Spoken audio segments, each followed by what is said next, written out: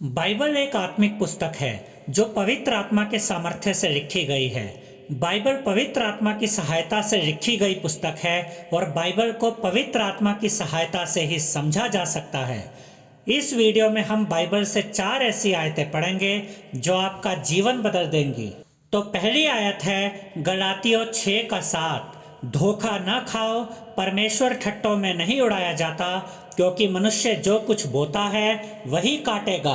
Bible की ये आयत हमें बताती है कि परमेश्वर को कोई धोखा नहीं दे सकता, क्योंकि परमेश्वर से कुछ भी छुपा हुआ नहीं है और परमेश्वर सब कुछ जानता है। लेकिन लोग परमेश्वर को भी धोखा देने की कोशिश करते हैं। ये बहुत दुख की बात है कि आज बहुत से लोग मसीही होने का दावा करते हैं। बहुत से लोग तो खुद को अपोस्टल कहलवाते हैं, प्रेरित कहलवाते हैं, लेकिन सच तो ये है कि वे केवल दिखावे के मसीही होते हैं। और ये लोग जो दिखावे के मसीही होते हैं, ये मसीही होने का दिखावा इतने अच्छे ढंग से करते हैं, इतने अच्छे तरीके से करते हैं और अपने आसपास के लोगों को ये विश्वास दिला देते हैं कि हम तो सच्चे मसीही हैं। लेकिन सच तो ये है कि ऐसे झूठे मसीही भेड़ की खाल में छुपे हुए भेड़िए होते हैं। लेकिन बाइबल की इस आयत के द्वारा परमेश्वर ने ऐसे झूठे मसीहियों को यही बताया है कि मैं तुम्हारी असलियत जानता हूँ।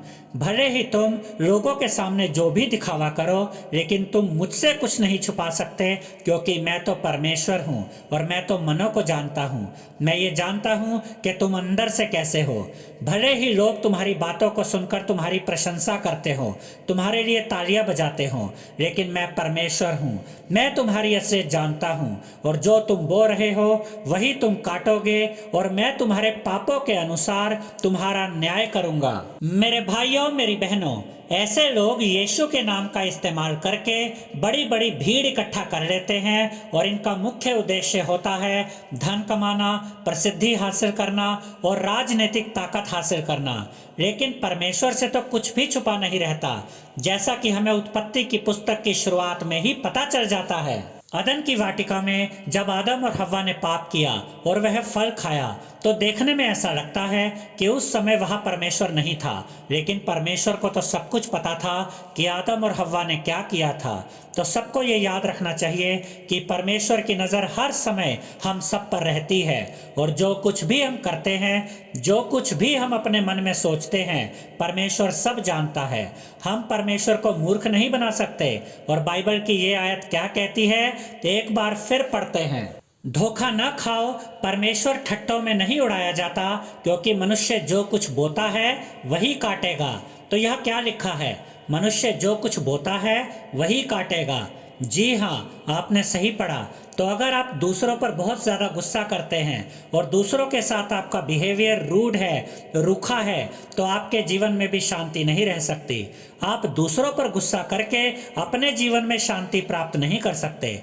आप दूसरों के जीवन में नफरत बोकर अपने जीवन में खुशियां नहीं ला सकते। याद रखिए कि जो आपने बीते हुए समय में बोया था वो आप आज काट रहे हैं, और जो आप आज बो रहे हैं वो आप आने वाले समय में काटेंगे।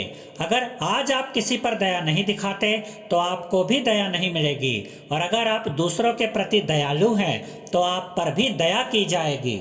आप गाजर का पौधा लगाकर उसमें से आलू निकलने की आशा नहीं कर सकते। जैसे ये इस भौतिक संसार में संभव नहीं है, वैसे ही ये आत्मिक संसार में भी संभव नहीं है। जब बात हमारी क्षमा की आती है तो परमेश्वर भी इसी प्रकार से कार्य करता है। हमें क्षमा मिलेगी या नहीं, ये इस बात पर निर्भर करता है कि क्या हम दूसरों को क्षमा करते हैं या नहीं। और आप या मैं, कोई भी परमेश्वर के इस नियम से बच नहीं सकता। और जो दूसरी आयत है वो है इब्रानियों 9:27। और जैसे मनुष्य के लिए एक बार मरना और उसके बाद न्याय का होना नियुक्त है। मेरे भाइयों, मेरी बहनों, ये संसार जिसमें हम जी रहे हैं, ये संसार अस्थाई है। आज हम जो कुछ भी देखते हैं ये सब हमेशा ऐसा नहीं रहेगा। बाइबल की ये आयत बताती है कि मनुष्य को एक ही बार जीवन मिलता है। बाइबल की ये आयत हमें बताती है कि इस संसार में हमारे दिन गिनती के होते हैं, इसलिए हमें बहुत ध्यान से और परमेश्वर की आज्ञाओं के अनुसार अपने दिन बिताने चाहिए, क्योंकि बाइबल की ये आयत बताती है कि मरने के बाद क्या होगा। इसलिए हम अपनी मर्जी से लापरवाही से भरा जीवन नहीं जी सकते, क्योंकि एक दिन परमेश्वर हम सबका न्याय करेगा।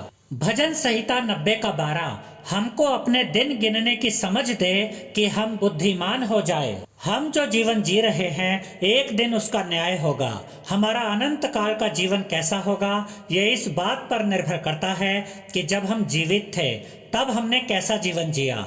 क्या हमने परमेश्वर की आज्ञाओं के अनुसार जीवन जिया या फिर हमने परमेश्वर की आज्ञाओं को नजरअंदाज करके अपनी मर्जी से जीवन जिया। अगर हमने परमेश्वर की आज्ञाओं के अनुसार जीवन जिया तो वह हमारे लिए धार्मिकता में गिना जाएगा, और अगर हमने परमेश्वर के विरुद्ध काम किए होंगे तो वह हमारे लिए अनाज्ञाकारिता में गिना जाएगा।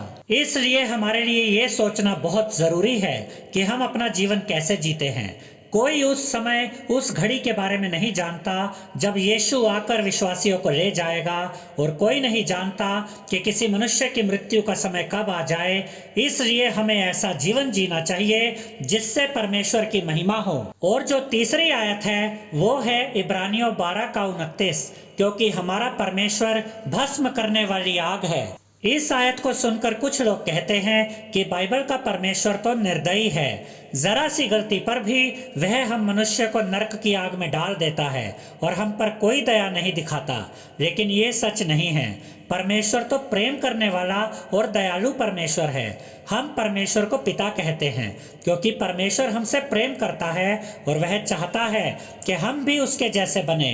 परमेश्वर पवित्र है और वह चाहता है कि हम भी उसके समान पवित्र बने। ये सच है कि परमेश्वर प्रेम करने वाला परमेश्वर है, लेकिन साथ ही वह भस्म करने वाली आग भी है। परमेश्वर हमें पापों से मन फिराने का अवसर देता है। परमेश्वर हमसे इतना प्रेम करता है कि वह स्वयं मनुष्य बनकर इस जगत में आया और उसने हमारे लिए दुख सहे और हमारे लिए वह बलिदान हुआ ताकि हम उस पर विश्वास करके उद्धार पाए और उसके साथ स्वर्गीय अनंत जीवन जिए। लेकिन फिर भी अगर कोई मनुष्य यीशु पर विश्वास नहीं करता और नरक की आग में डाला जाता है तो उसके लिए वह स्वयं उत्तरदायी होता है। और जो चौथी आयत है वो है प्रकाशित वाक्य 21:3। फिर मैंने सिंहासन में से किसी को ऊंचे शब्द से यह कहते हुए सुना, देख परमेश्वर का डेरा मनुष्यों के बीच में है, वह उनके साथ डेरा करेगा और वे उसके लोग होंगे और परमेश्वर आप उनके साथ रहेगा और उनका परमेश्वर होगा। उस जगह की कल्पना कीजिए जब परमेश्वर अपने लोगों के बीच में होगा। उस समय और उस जगह पर कोई दुख या कोई परेशानी नहीं होगी। उस जगह पर इस बात की भी कोई चिंता नहीं होगी कि हम क्या खाएंगे, और वो जगह है स्वर्ग। उस जगह की सुंदरता और उसकी महिमा वर्णन से परे है। तब परमेश्वर हमारे सामने होगा और हम उसको देख पाएंगे, क्योंकि तब हमें परमेश्वर की तरफ से अलौकिक शरीर दिए जाएंगे। तब परमेश्वर हमारे साथ होगा और हम हमेशा हमेशा के लिए परमेश्वर के साथ रहेंगे। तब ना कोई दुख होगा, ना कोई तकलीफ होगी और ना आंसू होंगे, बस आनंद ही आनंद होगा। मेरे भाइयों मेरी बहनों, अगर आप चाहते हैं कि बाइबल का ये संदेश ज़्यादा से ज़्यादा लोगों तक पहुँचे और ज़्यादा से ज़्यादा लोग आशीषित हों तो इस वीडियो को लाइक करें, शेयर करें, हमारे चैनल को सब्सक्राइब करें और बेल आइकन बटन ज़रूर दबाएं, जिससे हमारी हर नई वीडियो का नोटिफिकेशन आपको मिलता रहे। प्रभु यीशु मसीह के नाम में आमीन।